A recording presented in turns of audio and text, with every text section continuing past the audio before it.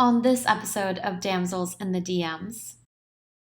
And then in my spare time, I was auditioning and doing things like that. But the thing that clicked in me was that life is far too short. Now I'm remembering this, and I'm telling myself this again. Life is far too short to be doing things that you don't want to be doing. Do you know what I mean? And I know myself. I always, even still now, but I've always put people how they feel about something. I've always put that ahead of how I feel about a situation. That moment there, I was like, no, I need to go and I need to do this for me. This message is intended as a reminder that we are not licensed professionals, not psychiatrists or psychologists. If you have a serious problem, please seek professional help. The National Suicide Hotline is 1-800-273-8255. That's 1-800-273-8255.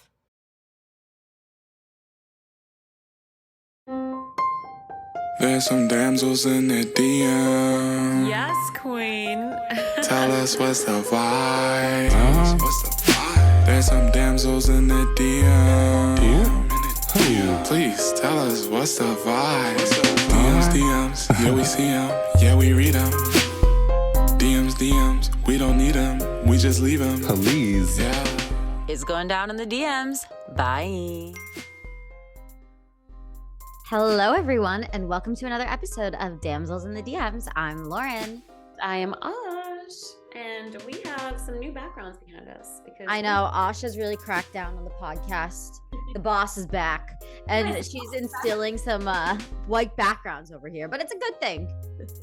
It's a good thing. We're going to get some cute reels for you guys. We're going to look so cute, and you're going to be like, wow, who are they? They're just so clean. And Ash, apparently you mandated gold hoops, too, because we're matching. You know what? It just happened. It was telepathy. Yeah, you only white backgrounds and gold hoop earrings. Lauren, how are you? I'm good. I'm done a year of grad school. That's insane. And so far have passed all my classes, so that's great news. And I wouldn't expect anything less. Thank you so much. And I mean, these episodes, they're going to come out like a little bit disjointed from when we recorded it, but just, for the record, I'm heading to Cannes tonight to bring you our big We Audition episodes. So you guys will have heard these already by the time they come out. But you know what? Now you get to hear the real anticipation and excitement of me getting ready to head over to go do it in person. But yes, I'm excited. I can't believe that I survived a year of living in New York. I mean, it hasn't been like full year of me being here, but it's all good. It's all good. I can't complain. Do you think you're going to stay in New York once you're done with grad school, or do you think you're going to come back to LA? I think I'll probably come back. It sort of depends a lot on like what Brian's job does too. But I could see my New York time being more extended than what I originally thought. But honestly, lately I've just been living in like a era of spontaneity and just like knowing you really can't plan for everything. And that's kind of okay. I'm trying to develop more of like a peaceful mindset where, things don't always go according to plan, but that's okay. I feel like I have usually been having a more peaceful mindset, like very laid back, whatever happens, happens. But this school that I am going to, they're just, I guess the way that the French work is also very laid back, kind of weak personality types where everything's whatever, it'll happen when it happens, 20 business days, no problem. We'll get back to you. And I need an answer now. I'm leaving for Paris in less than a month. Or no, actually I'm leaving in a month and I need a student visa and I haven't gotten that. I haven't gotten anything. And I just feel like now I'm going to leave it up to the gods to have everything done by the time I leave because I'm stressing the fuck out. It's really funny how this is going to go for you because it's like you moved to America. You weren't really an American. Now you've like kind of become an American. And now you're going back to Europe kind of as an American. And it's going to be really interesting, like how you adapt to these cultures. I feel like you've gone so much shape shifting. You know what's funny is that I'm going to be that girl that's like, yeah, I'm from LA. Because the people that you used to hate. The grass is always greener, right? Like I go back home to England and I miss Americans. Like I crave American people. I miss LA. I'm like, yeah, I'm from LA. And I try to put on my accent a little bit more. And then when I'm here, I'm like, ew, America sucks. I'm from England. Putting in my accent a little bit. But then now I'm going to Paris and I'm like, oh, which one do I want? I'm like, I like LA more. Actually, Paris, like they love Los Angeles and they love like the Really? Los Angeles and palm trees and all of that. But yeah, no, I'm very excited for this Paris move, but equally very sad because LA has become a home for me for what, Yeah. years? And it's gonna hit my 5-year anniversary the day that I get to Paris. So sad. But we'll be Yeah, back. it's interesting because I feel like when I've come back to LA, it's like more stressful because a lot of times it's like a lot of work things that I have to be doing while I'm there. And it's funny because now New York feels less like business oriented. Like I think I associate it more with fun, and LA feels more like business, where I never had these associations prior to being in school. Yeah, I mean, because you're only here for a certain period of time. Like it's like a weekend at a time, or a day or 2 days at a time, or a week. Like a Where you whirlwind. have to. Yeah. Because I'm always staying with you, and it's like, get up at 7 a.m. Yeah, I'm like, okay, bye. Yeah. My one rule for Lauren is if she comes to stay with me, we have to hang out. Like she can't use this as an Airbnb or a hotel room. Like we have to hang out. Which is the best rule to stay with like a cool person, like great. Before I even when I texted you, I was like, oh, I have one requirement, but I didn't text what it was. Do you remember when I did that? Yeah, and it like took forever. I feel like you always do this. You'll say something like so ominous. Like even with this episode today, you were like, "Can you hop on earlier?" And I was like, "For what, Osh?" I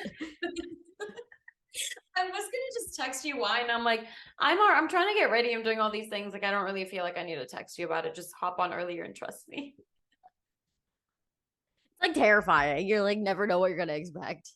Anyway, today we have a phenomenal guest for you. I really feel like the guests, I mean, not to toot my own horn, but they've been pretty good lately. I mean, confirm or deny on Instagram, but I feel like we've been giving you some great content. And today's episode surely does not disappoint. No, it does not. We have Miss Verona Rose, who is an actress, a presenter, The host of Secret Crush. the host of Secret Crush, a beautiful woman inside out, so much personality, so much good vibes. Great Like vibes. I love that she can literally have anything thrown at her and she won't take it. Like anything negative thrown at her, she won't take it. She'll just laugh about it. Hi, that's how you feel about me. I don't care. I know, what a great mentality. Meanwhile, I'm like poring over any negative thing that anyone ever says about me, like over analyzing it. Morning pages. Lauren has a Google file of all bad things that were ever said to her since she was 1 years old. Probably. And I have like a photo of the person who said it next to me with all their pros and cons. Never forget. Yeah. I think we've said enough. Let's just go talk to Verona. Let her do all the talking. Let's get into it. Hello. Okay. So today we are here with Verona Rose. Hello, Verona. How are you today? I'm very well, thank you. How are you? Thank you for having me. I'm just counting the seconds until Osh drops into her British accent. Please, Osh, tell them about how you are from England originally. Yes, I'm from England. I went to middle school and high school there, and then I moved to America for uni, and then I never left. Really? How long have you been in America? 12 years, so it's been a while. That's why my accent's completely changed. It's more of an adaptation thing. And then it slowly comes out if I'm drunk or if I'm with my family, it will come out. So what comes out? Your English accent? Yeah. Really? But I'm Yeah, loving like- I'm loving this twang you've got going on though. I grew up in Botswana, and so I had a very heavy South African accent before I moved to England when I was 11. And then when I moved to England, it was kind of just everyone being like, oh, it's not this, it's that, it's not this, it's that. So I had to change my accent basically to not be made. Oh, bless you. Even though my South African accent was so much better. And then it kind of just happened when I moved to America because I was like, everyone's going to do the same thing to me. I'm just going to adapt to the American. And then it just stuck. Oh, do you know what? You said you moved to England when you were 11. You literally look like you're 11 now. So how long were you in? You look good. Oh, thank you so much. She loves that. Love it. Give her a couple more pats on the back. Do it. Anyway, Verona, please tell us about you. We've heard enough about Osh now. Please tell us all about how you got into your career, everything that you're doing now. Please just give the listeners the lowdown. Sure. So I'm an actor, writer, presenter, and I got into my career. Difficult question. I don't really know. I mean, to be honest with you, actually, I always wanted to perform. And when I was younger, I really, really wanted to be a singer. Like I had dreams of like, being on stage and running through the crowd, slapping the hands, like, ah. And then one day I realized I couldn't sing. So I decided to focus on the acting. But I went to a performing arts school over here called the Brit School.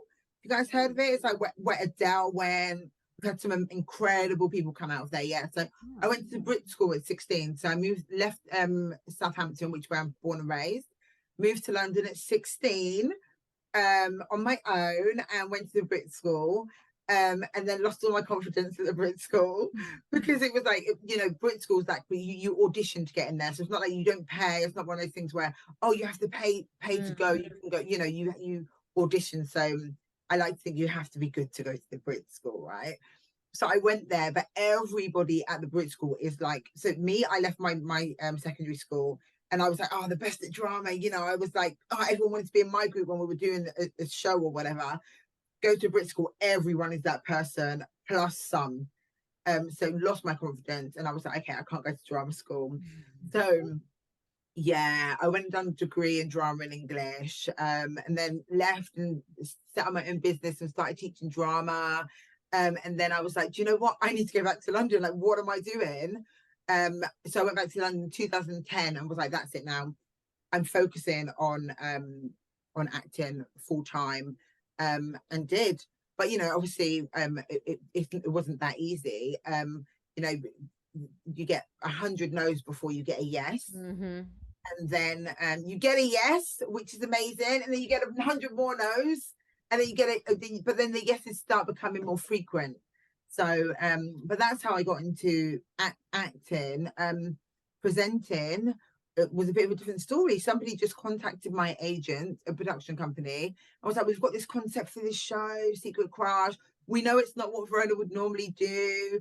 We hope you don't mind us asking. Like they almost said it in a way where it was like, oh, we don't want to be disrespectful by offering this, but I love the show. And I was like, guys, like really, what? So they just asked my agent if I was interested, and I was like, of course I am.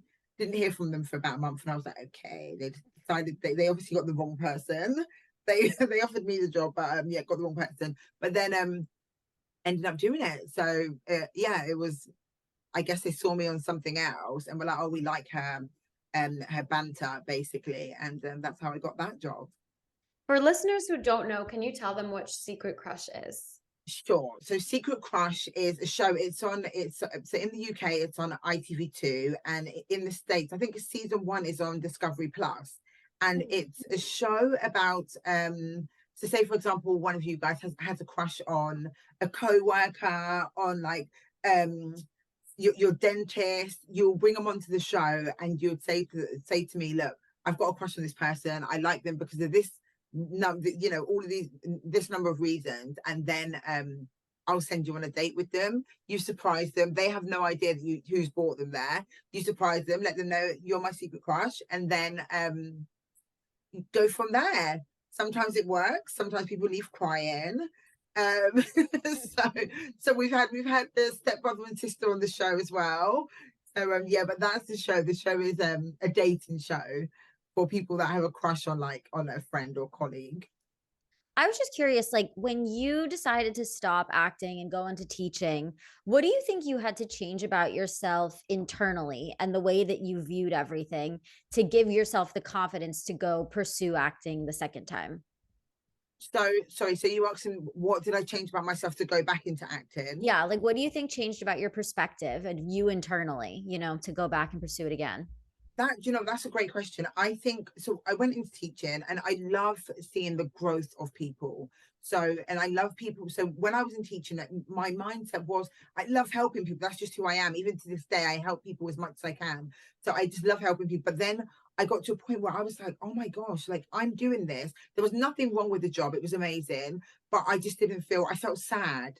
I felt really like, I remember being in class and feeling like sad and emotional, like what am I doing? Like I'm not doing this for me. I'm doing this so my mum can tell her friends that my daughter's a teacher, or my dad can say, do you know what I mean? And something just clicked in my head. Oh, sorry, actually, what happened? I've just remembered now. Quite very sad, actually. 2010. So you have like these family friends, somebody that's been in your life forever. Like you've only ever known that person to be there. There was somebody that I knew, and it was they were older than me, but it was a couple of days before their 30th birthday, and they passed away just suddenly. Yeah, he had a, I think, brain, is it a brain aneurysm or something, like a bleed on the brain, and he passed away just out of the blue. And that was a changing moment for me, because I remember thinking, I think it was his 20th, his 30th birthday. Yeah, I remember thinking life is too short. Like there is no way, like I'm gonna be in life doing something I don't want to do when it can just go like that. And he had family, he had children, his partner. And for me, it clicked in my head, and I was like, that's it. I stopped the acting the first time around because I wanted to be close to my family. So my family live like Southampton, so I wanted to be around them. But I was like, I have to, that's it. I'm up in, I'm rooting everything, and I'm going to London. I was so broke. I had a bit of money, but not really. Like I went to London without a plan. Like I was like, I'm going there, and that's it. I moved, and then within a week, I ended up being in 2 schools, just because I wanted to, obviously you need to pay for your bills and stuff. So I was in 2 schools doing after school acting classes for the children and PPA cover. Yeah. So, and then in my spare time, I was auditioning and doing things like that. But the thing that clicked in me was that life is far too short. Now I'm remembering this, and I'm telling myself this again. Life is far too short to be doing things that you don't want to be doing. Do you know what I mean? And I know myself, I always, even still now, but I've always put people, how they feel about something, I've always put that ahead of how I feel about a situation. But that moment there, I was like, no, I need to go, and I need to do this for me. What a hustler, because that speaks a lot to your character, to go and get part-time jobs teaching acting. Like still doing your dream job. Like you're still Yeah. acting and you're teaching students how to act. That's really commendable to you for doing that. Oh, thank you. Yeah, my question to you is, do you connect more to hosting or to acting? Oh, to acting. Yeah. Definitely to acting. But I think with the hosting, I'm being a heightened version of myself. So I feel like I'm still acting a little bit, if that makes sense. Yeah. Even though it's not scripted, I'm just improvising Totally. the majority of the time. But yeah, definitely acting. Like for me, acting is above, not relationships and stuff, but acting is above everything for me. Although I love the hosting.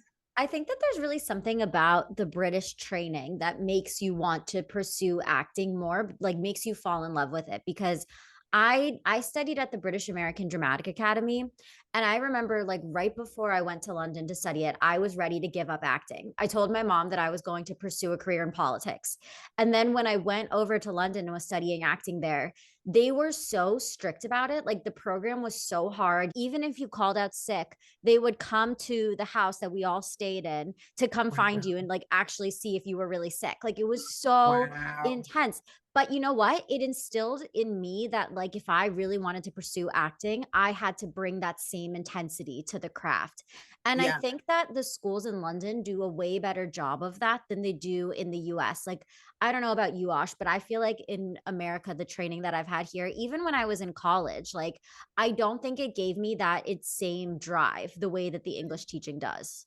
Yeah, I definitely, coming from high school, right? Like everything is so rigorous in England. Like you're very diligent as a worker. You have all this pressure on you. But when you come to America, like for example, college, like they were just so I think it's also a good thing to be super hands off, because it teaches someone to have more responsibility. Because the English way is to literally, like force feed you and hold your hand and like take you here, take you there, take you there. Like this is exactly what you need to do. If you don't show up, we're coming to your door to make sure that you're actually sick. In America, it's more like hands off, like you're responsible for your own shit. If you don't show up, that's on you. That's, like you need to figure it out. So I think there's two things. I think both have pros and cons. Yeah. Yeah, that makes I sense. agree. So when you decided to pursue the show, did you feel like you had a moment where you were like, oh my God, am I still going to be acting? Like, is this going to take away from my acting career? Or were you really able to put yourself into the personality that you've become on the show right away? So so actually the first season was filmed in lockdown. So we Wow. were all at home initially. So for me, it was like, oh my gosh, this is amazing. I'm going to be out of the house. London's lockdown. So we had a lot of people coming from like up north where they were fully on strict lockdown. They had no shops open, where we had at that moment we had like shops open and things. So a few things open. So at that time, for me, it was just like, oh my gosh, I'm going to get out of the house. Oh my gosh, I might get COVID, but I'm going to be out of the house. This is, do you know what I mean? So I think I was able to throw myself into it. I did have a chat with my agents, and my agents do say to me have said to me in the past that you don't want to muddy the water too much, right? Because I've been asked to do quite a few like reality shows in terms of like say I won't give too much away, but like say like to do with dancing or to do with different things. I've done a dancing reality show, but there's certain shows my agents have been like, it's too far reality. If you want to be an actor, you don't want people to be like, what is she? And I've had people, at first I was like to my agents, no, but I want to do it all. I'm just a creative, I'm a performer, that's what I am. But I had someone contact me recently saying that they've put in a pitch deck together and they've had interest in it. They've put it together and they've been asked to give a couple of names. And there's a character in it. She's like, oh, the character is very gritty and she's like this and like that. I don't want to offend you, but are you interested in doing something like that? Because I know you do a lot of comedy. And I'm like, I'm an actor. Like comedy. I took the comedy path because I wasn't booking work. So I was like, maybe if I try to pigeonhole myself, I'll start booking work. So I was like, let me focus on the comedy. Sorry, I know I'm waffling on here. No, we love it. I'm answering your question, You are. but yeah, sometimes there is that internal, is this the right thing to do? What should I, because do people see me as an actor? What do people don't know where to place me, you know? And I spoke to an actor, he lives in Hollywood and he's doing very, very well, a friend of mine, and he said to me, I actually asked him about this show that I asked. So I said to him, look, what do you think? My agents gave me this advice. What do you think? And he said, listen, babe, it's great because obviously these shows pay good money. You can pay your bills. You can do what you want to do. You can live your life. But also, if you do want to be taken seriously, maybe you need to not do so many of those things, you know? So Yeah. there is sometimes that back and forth with yourself. So are you still, what's going on with Secret Crush? Are you still a host for them, or are you kind of moving more into now doing acting stuff? No, so acting is my thing, but Okay. Secret Crush, I'm still hosting Secret Crush. It's aired at the moment, still airing at the moment as well, and 40 episodes. But yeah, it's not that I'm moving into acting, it's that I moved into hosting, I guess, or presenting from acting. Yeah. Yeah, Okay. I think as actors, we need to be protective of our identity as actors too. Cause I have the same thing as you. Cause right now I'm in school for producing, and people will always say to me, like, oh, so like now you're moving more into producing. You're not really doing the acting thing anymore. And I'm like, I am an actor and I am using producing to help my acting. But I think people are like, oh, whoa. Like I wasn't trying to criticize you. But I think it's like actors, like acting is so integrated into our identity that when Yeah. people start to say like, oh, are you moving away from it, are you moving into this, like we feel so protective because it is such a big part of us. Yeah, never, definitely not moving away from it. But if there are other opportunities that present themselves that can help me build my profile even more, then I think that over here, like I was watching something, I started watching this show on Amazon. It's on Amazon Prime. It's a really, really good show. It's got loads of it's got actors, but also like artists, singers, rappers in it. But because they got profiles, they get certain roles, you know. So it's like sometimes it can be a good thing, but then sometimes it can go against you. But I think I'm looking at those people, I was like, I didn't get seen for this, and I could have been great for it. But these people have got a bigger profile than me, but they're not actors, you know. So I think it's such a difficult, great question by the way, but it's such a difficult you know, you just know everyone's journey is different, right? So you never know what is for you. But I know sometimes people will be like, oh, well, I'm an actor, I would never do blah blah blah. And I used to be like that. Oh, you wouldn't see me doing this. But then as soon as you get a taste of like, you know, you see your profile growing, you start moving in different circles, you start doing different things. It's like, okay, well, actually, why am I going to not do that when I can pay my bills? I can live a much better life if I do that and still do my acting or still do other things, you know. So yeah, I'm not going to say no to anything at the moment. That's Well, awesome. actually, I do say no to some things, but yeah. We won't judge you for saying yes. It's kind of like with TikTok and Instagram, right? Like all these TikTokers getting famous and then getting signed with WME and CAA and all these big agencies, and you're like, what the hell? Like I said no because I'm going to be an actress and I want to, you know, protect myself and I want to be seen as a solid actress and I don't want to be an influencer that's like going and doing these things. But then you see these people who are getting signed by these big agencies who have never acted, and then they're getting movie deals, and you're like, did I just fuck myself up by saying no to opportunities that I should have said yes to? Weird dance that you have to play with this industry.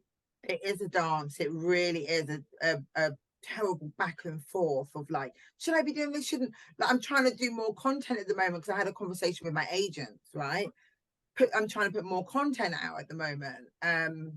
But is that what I want to do? I don't know, you know. So just like you're saying, it really is. But then sometimes I think the way things are moving, maybe it is a good thing to just build, you know, to build your profile and have some kind of influence, because then you're going to get other opportunities. But then there's this thing, like I feel like you're saying, this dance, like with actors, we want to be true. I want to be a true actor. I am an actor. I'm trained. I'm this. But then are we sometimes shooting ourselves in the foot and, like you're saying, like missing out on opportunities because we want to be just an actor and I want to show that I'm a serious actress? It works for some people, but for some people it doesn't. Yeah. Yeah, it's so true.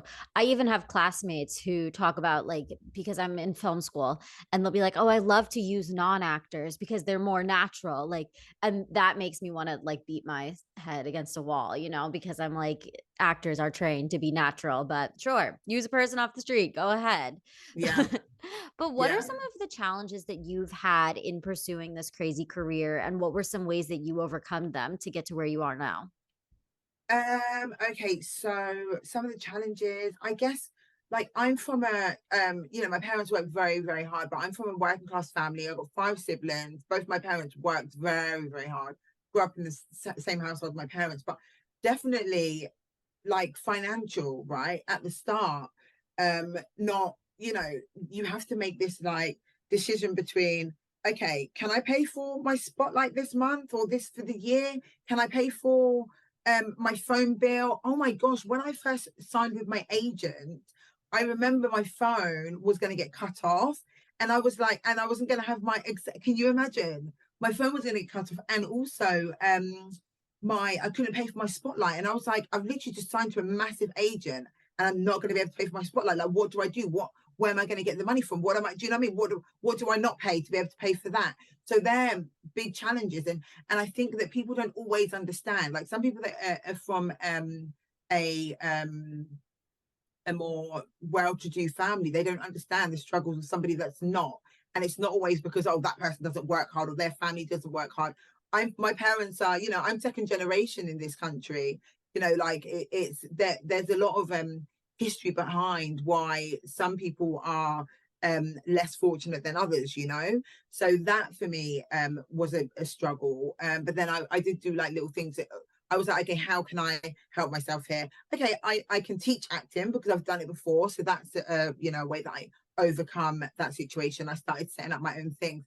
But having said that, it's quite funny because I've just set up a new acting school now. I've got so much more experience than I had 13 years ago when I was doing it. But yeah, now I've questioned myself, am I even the right person? How can I be teaching someone how to act? But yeah, I did it 13 years ago and I didn't question myself. Imposter syndrome is another one. You know, we all have that, right? And we all have that, and we're like, am I good enough? Have I been given this? There's this thing now, you know, where here where they've tried to push like diversity, and you make sure you've got a Black woman or a person of color or this or that. You might book a job, and sometimes this whole thing going through your head, have I just booked this job because I'm Black? have I booked this job because I'm the Black woman? Is it because they think I'm talented enough? So there's that thing as well, that I think you're going back and forth, but then I have to say to myself, no, you done this and they saw you on that, and actually you got a lot of praise for that. So I think the way I overcome that was by looking back on how far I've come and looking at my progress when I see, okay, back then I wasn't as good as I thought I was.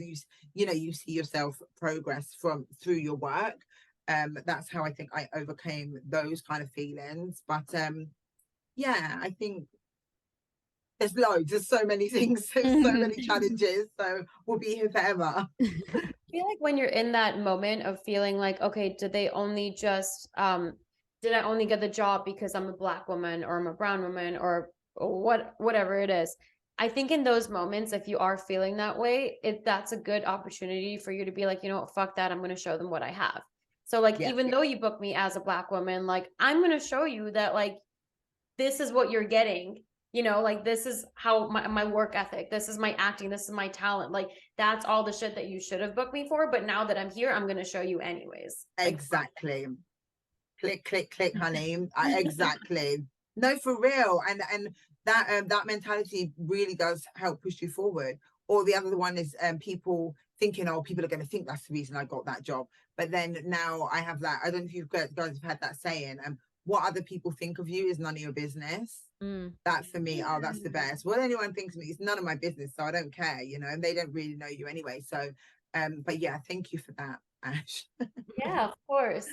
I feel like, I mean, in this industry, it's already hard enough as it is. And we were actually talking to Nat Bernstein yesterday, who is Lauren's mentor and a showrunner, writer, just this amazing human being in the industry. And he was saying that during times of when he was really successful, he felt like an imposter. He felt like, oh my God, am I going to get caught? Like, are these people going to find out that like I'm not the real deal, or that I'm an imposter, or I don't have what it takes? Which is insane, because you see all these successful people and you think, oh, they got it, like they figured it out, like, but they haven't figured it out, and at this level of success. So it's really reassuring to know that, okay, so everyone goes through this, everyone has these thoughts, but we're so unique, we're all bio-individual, like we all have our own sets of skills to bring to the table. Like just trust the process, which is easier said than done, but I feel like a huge imposter every day. Oh, bless you. Oh gosh, I think we a lot more of us feel like that than we realize. Like, when we're feeling like it, we think it's only us, but I think, like you said, a lot of people do. And I've been on shows or things with big stars, and they'll be like, oh my gosh, I wasn't very good in that, I messed up, or oh my, and you hear them talking, you're like, oh, okay, so it's forever. The imposter syndrome is forever, but it's because we want to do our best, right? We want to show that we're worthy and we are capable. So I think that plays a bit of that plays a part in us feeling like that. Yeah. How the industry over here has changed, because like in America has changed a lot, because there's a writer strike going on. Now it's like, it's very slow because of the strike and then COVID and all of these things that have snowballed into where we are today. Is it kind of the same thing that's happening in England? As in the strike over here? Yeah. No, there's no strike here at the moment that I know of. I mean, unless I've been sleeping. But I was in LA for the whole of March and part of April, and that was all everyone was talking about. There's going to be a writer's strike. This is happening. But I think it's needed. Because it's needed, and we need to all stick together to get things changed, right? Make a change. Yeah, I was just curious if it was like it worked the same way in England, if writers were on the same like gig to gig basis, or if they were salaried how they used to be a long time I think it's ago. a different union there. I think it's all for the union, like dependent on the union that you're in. Because are you a member of SAG, Verona? No, I'm not. No. Yeah, so it's different. I want to be. It's But different. do they We've have got the SAG? Writers Guild. No, not that I know of. But I mean, the thing is I write, but that's not like my main bag. Do you know what I mean? So gig to gig thing for me, anything I've done has been gig to gig basis. I don't know for other people because like that's not my kind of I started writing because I needed to create characters for myself and I needed to create opportunities for myself. So that's why I started writing. And then I just ended up being in some amazing rooms off the back of that. And I had something commissioned from that as well. I don't really know if that makes sense because I'm not No, conventional writer, if that makes sense. yeah, no, totally. Yeah, I was just curious because I'm like, I wonder if it's the same thing that's happening over there, or if it's, even after COVID, like not even the writer's strike, like if the industry has changed at all in England.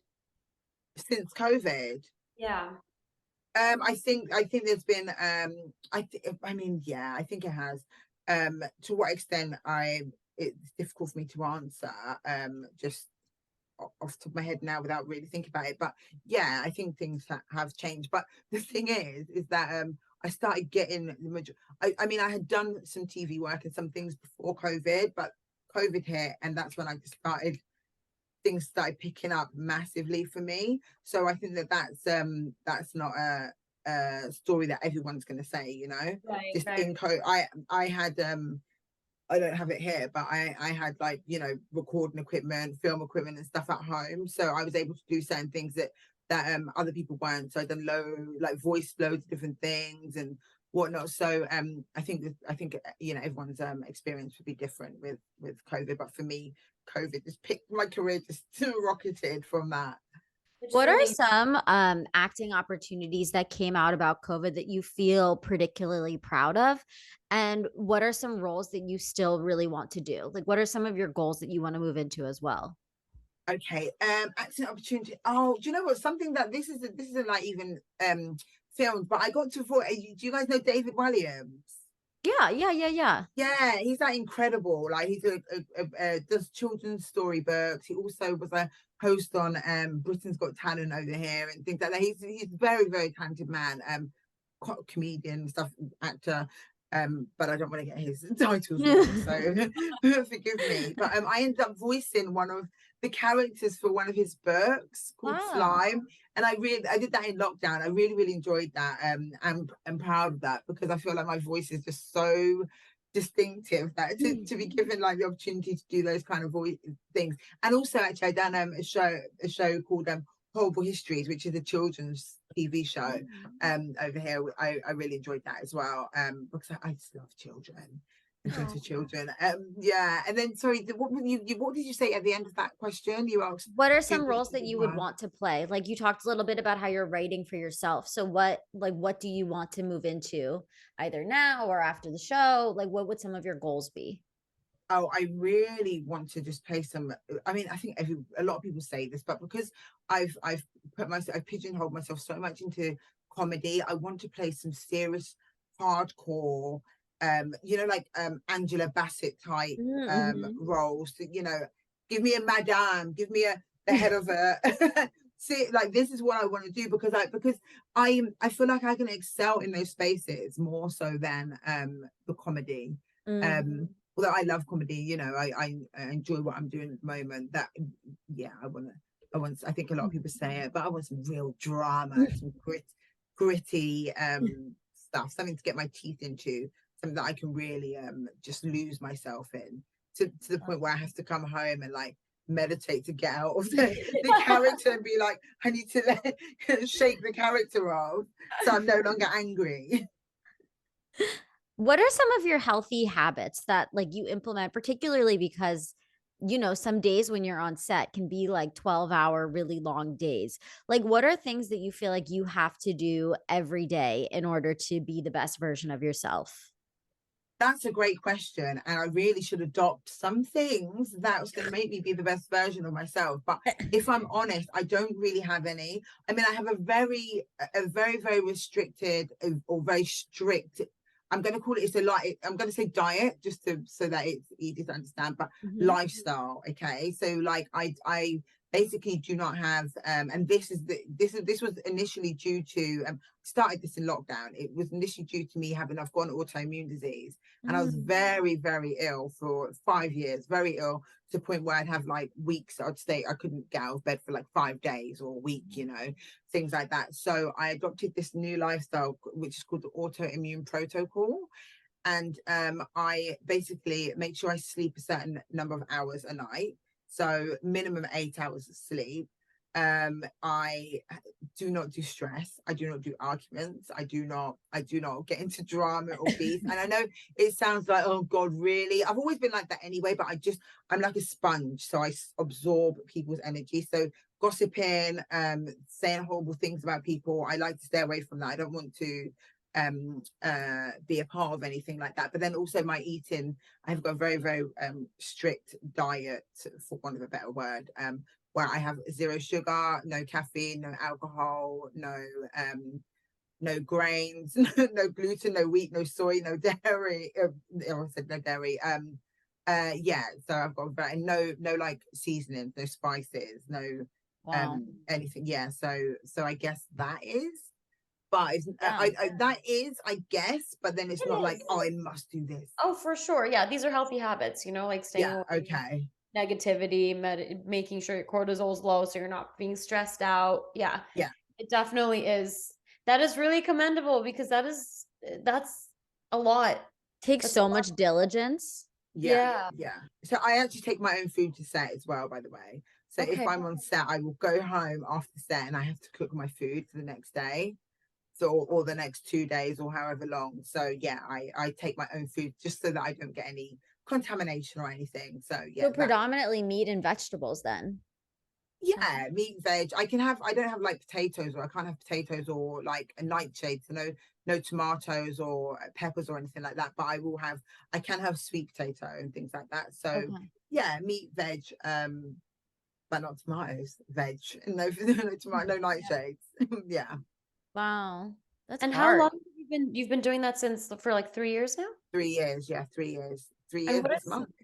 what are some of like the biggest changes that you've seen just in your like mental health from that? Oh my goodness. Like it changed. Like I kid you not, it absolutely changed my life. I can send you guys some photos of what I looked like before. I had so much inflammation in my face that you can almost see that it was like red underneath. I looked like a completely different person. I couldn't speak properly. So sometimes I look back when I've was in certain shows and I'm like, oh my gosh, I remember that day feeling like I wasn't even there, like I was in a box.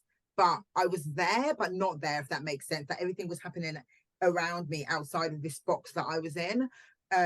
But the first thing that I noticed was this brain fog. So I used to find it very difficult still happens sometimes now, when it's lady time, right? So I find it difficult to articulate myself like that. So I find it difficult to articulate myself and things like that. But the first thing that happened was this brain fog. It lifted off me and I felt this whole weight. Like my brain just felt clear. Like I don't even know how to explain it, but that was the first thing that I noticed, that I was able to think clearly, and it just felt incredible. And I never realized how fogged my brain was. Was that an immediate effect, or did it take like a couple of weeks for that to kick in? So I that was the first thing that I noticed, and I think that must have taken maybe 2 months. I didn't basically all of the symptoms that I had disappeared within 5 months. I'd been sick for 5 years, to the point where I couldn't even like bend down. Like my body, I'd be like, oh, my body was in pain all the time. I couldn't speak. If the doorbell rang, I would be like, oh my god, like what? I had like this intense anxiety. I'd never experienced that in my life. Like it was just a really weird space. So but within 5 months, they say try it for 30 days. You might get headaches from caffeine withdrawals and some sugar. I didn't really get that. I did feel a bit weird, because I never was a caffeine drinker anyway, or really alcohol and stuff like that. But within 5 months, every single bad symptom that I had, headaches, joint pain, from constant bloating, inflammation, and not being able to lift I couldn't put my makeup on in the morning. My hand would hurt so much. I'd have to rest it on like a cushion and be like this. Within 5 months, it disappeared. Everything went. Crazy how without medication, all of that happens. Like holistic health is so. Yeah. I still take medication though. I do take medication daily. So I don't know if I stop the medication, if something would happen. I still kept taking my medication, but the medication didn't help me before, if that makes sense. Right. So you were still taking medication throughout the whole when you were in pain and all of that stuff. Yeah. So still, like, you know, these holistic changes like were the ones that impacted you the most, which is really incredible. And but before I would have been like, yeah, right, I'm not doing something like that. I'm not going to bully myself. Like me not eating sugar or not eating dairy is going to change anything. And I was in such a dark space where I was like something needs to change, because by the time I thought I would end up like maybe in a wheelchair or I just felt like I maybe not being able to walk. I couldn't get out. If I went in the bath, I couldn't lift myself out of the bath because my wrist would be in so much pain. So, but no one would know this because people would be like, oh, you're fine. But I'd have to sleep like 3 times in a day, you know, like have naps. So horrible. Yeah, it really is. I'm so glad that you're so much better and that you were able to thrive in your career, and there's so many cool things happening for you. Oh, thank you so much. With this like exposure to, you know, Secret Crush and all the shows that you're doing, I'm sure that you get some crazy, funny, intriguing DMs being sent by people. So can you share like one of the most like funniest or weirdest or like even inspirational DMs that you've ever gotten? I've had some beautiful inspirational ones. I've had a really weird one. Depends how rude I can be here, guys. Oh, please go for it. Yeah, we will know. Okay. Yeah. I had a message. The message is not even that funny, but I found it hilarious. I had a message from someone, because I don't really get like that many rude messages. Now maybe I'm going to get them now after I said this. But I had someone saying, yeah, I'm gonna shove my dick in your gap. And I was like, my gap is tiny. It's massive, but if you want to put a penis in there, like your penis must be really small. Because my gap's big, but it's small, like, if you know what I mean. Relatively. Yeah, I found that funny because I was like, you're gonna shove really? What are you saying about yourself? But I've had some beautiful inspirational ones as well, like from some young girls and people from where I grew up saying to me, you know, I really want to get into acting, you inspire me, or things like that. So that's really, I think you get the most beautiful messages from strangers. And actually, when Secret Crush went out in America, I got so many messages, more messages than I've ever got, like from people here. So people saying, oh, I love your energy, blah, blah, blah. Like, so yeah, I've had some very beautiful messages as well. Those make all of the crude ones worth it, right? Yeah, I don't really get crude ones. So let me touch with it, it's going to stay that way. So it was just that one that I saw like lurking in the background somewhere. And I was like, that's funny. Joke's on you. Exactly. Well, that's amazing. I feel like we usually get the sugar daddy ones that's a very common theme going on. You guys do, but is that real though? I have had that, but are they not like bots or something? I had like a massive email proposal where the person like followed up multiple times, like found me on IMDb. My gosh. And like told me that he's like has helped struggling actors before. And then he goes, and one of them is even engaged now. A success story. Oh my gosh. So that's real then. They found you on IMDb as well. That's bonkers. Oh yeah. And then I sent it to my boyfriend and I was like, what's your best offer? You know, like brilliant. Oh my gosh. Okay. So do you get sugar daddy ones as well? Yes, I've gone in the past, not anymore. For some reason, they don't really love me anymore. I think it's because I'm 30 now and I'm a little bit older. But when by 2 whole years below you, Ash, they really make me a candidate. I used to get some real creepy ones. Very persistent too, from all over the world. And then there was this one guy who was trying to spam me and he was like, I'm in the Philippines, send me money. And I was like, no. And then he kept like commenting on all of my pictures, like send me money, send me money. And I was like, dude, what makes you think I have money? I don't have anything. You send me money. Yeah, send me first and I'll send it back to you. Right. And you send it to me, so like send me $20 and then I can Western Union use some money. Exactly. We'll invest it for you. It'll grow over time. Oh my God. Yeah. Maybe I do get some weird ones, but I just don't like, Smart. but yeah. Some of my friends get some terrible messages. And I'm like, what do I need to do to get something? I'm joking. Yeah, like I love this drama. We're staying away from drama. Yeah. Yeah, but yeah, I think we just don't know people on socials, do we? Like, just try not to respond if you do get anything weird. Yeah. Have you gotten any negative comments from being, a public figure now, from followers or viewers of the show? Have you gotten any negative comments, and how do you navigate the negativity? So, touch wood, I don't really get that many. I've seen like not anything directly to me.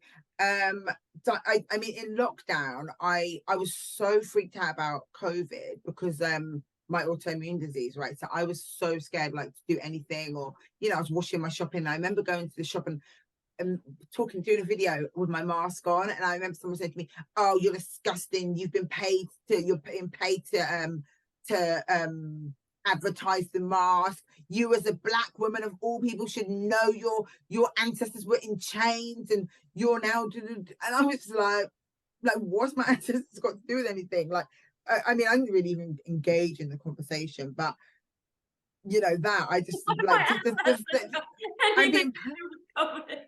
Please do pay me. Please pay me to wear a mask. But I mean, I've seen some comments that I went on a show and I was so terrible on it. Like, it was like it's called Richard Osman's House of Games. It's such a wicked show. It's got a massive following over here, and I was on it for a week. And you have to answer like questions. And the thing is like, I'm black, I'm West Indian. Some of the questions talk about indie music and certain bands, and I'm like, I don't know that. Ask me about reggae, or ask me about something in my culture I might know. And there were some comments where people were just like, Verona's thick as shit. Like, why is Verona on the show? I'm like, I'm on the show because I want to get some money, babes. But no, the show was really good fun anyway. But yeah, I've had some of them. And then also I did something. This was when I was much more ill and I had this inflammation, right? And also the illness that I have, it makes it difficult to lose weight for people. Like, your body doesn't know how to transfer food into energy very well, right? So I was on something and someone said to me like, oh, it was me and another lady. They were like, oh, they should be an advert for diabetes. But I mean, I find, the thing is, I'll be honest, a lot of the time I find it funny. I do find it. And I had another one where someone said, oh, she's like a drag queen. Like, do you think she's all that? This was when I did this thing on X Factor. This is about 10 years ago, more than 10 years ago. And the people are like, oh, like, she's like a drag queen. I was like, oh, hi guys, that was me on the show. You can follow me if you like. I love that. I love that response. Yeah, so place just by being fun about it. Yeah, but then normally people want a reaction. And they're like, oh my gosh, I didn't realize you were going to respond, or oh my gosh, like, sorry. Yeah. Like, what the people are okay, what was the X Factor thing? Oh gosh, this was so long. This is, I don't know if you guys see our X Factor, but Kelly Rowland this was years ago. Say again? I grew up on British X Factor. Oh, of course, sorry. So yeah, so Kelly Rowland used to be on there with Talissa, Louis and Simon, or Gary Barlow, and they did this thing where they did these fake judges. And I came out when I was younger. I had to have a fringe. People used to always think I looked like Kelly Rowland, so I went on there as like Kelly Rowland's fake judge, and we all came out on stage and was like surprised the judges, and I had to basically act like Kelly Rowland for a bit, and everyone was like, she's disgusting. She's like a man. Look at her breasts. People are horrible. People are, but do you know what? For me, I'm like, if you're going to take time out of your day to make someone feel bad about themselves, then you either have got something seriously wrong, or you've got something going on in your own life. For me, I can only feel sorry for you. But if do you know what I mean? Why would anyone ever want to go out of their way to make someone feel bad? Yeah. So for me, I'm like, I can't take you seriously. So whatever comes out, I understand if I go on something and I do something and I say something that's out of pocket, or people say, oh, she's annoying, fine, okay, that's your opinion. But if you just want to say something about the way someone looks, or then that's on you. Something going on over there. Yeah, exactly. Yeah, that's on you, babe. It's like, Yeah. I've got a big gap, I've got big boobs, I've got, do you know what I mean? Like, whatever. So yeah, it doesn't bother me too much. But guys, it doesn't mean start like trolling me now. Please don't, if you're listening. Luckily, we have a good audience, and no one is going to come after you because there is nothing to come after. And if they do, they're just jealous. And speaking of our good audience, they do have a question they would like to hear from you today. Our DM awesome. of the week asks, how have you handled dating in your own life while hosting a dating show? That's a great question, and I'm going to have a really poopy quick answer because I've been in a relationship for 16 years. So What? yeah, I've been with my partner for 16 years. So, you know, I mean, we do date, but our dating is like sitting on the sofa watching a movie. Wow. 16 years. That's amazing. Oh, thank you. Thank Wow, my best friend. I'm going to change that question to how have you navigated your relationship through your career?